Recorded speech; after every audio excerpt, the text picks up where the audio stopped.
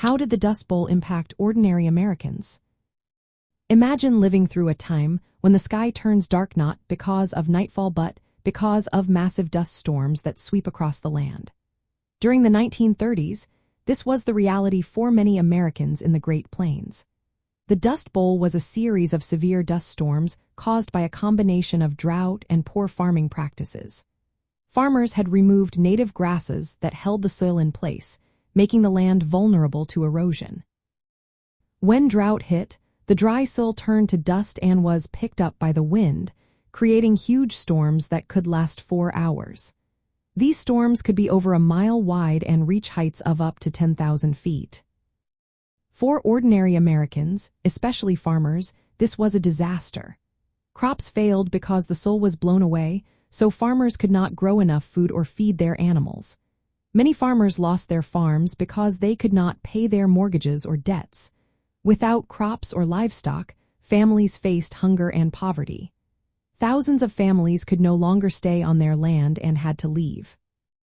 They packed up what they could carry and headed west, mostly to California, looking for work and a better life.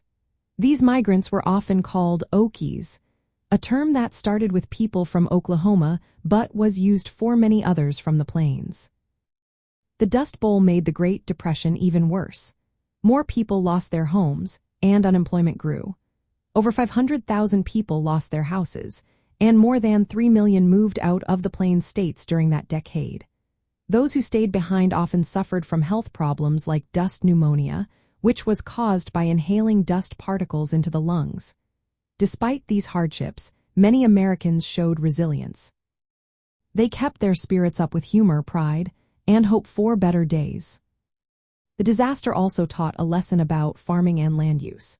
It showed that unsustainable farming practices could destroy the environment and people's lives. The government responded with programs to help farmers and teach better soil conservation methods. These efforts aimed to prevent future dust storms and protect the land.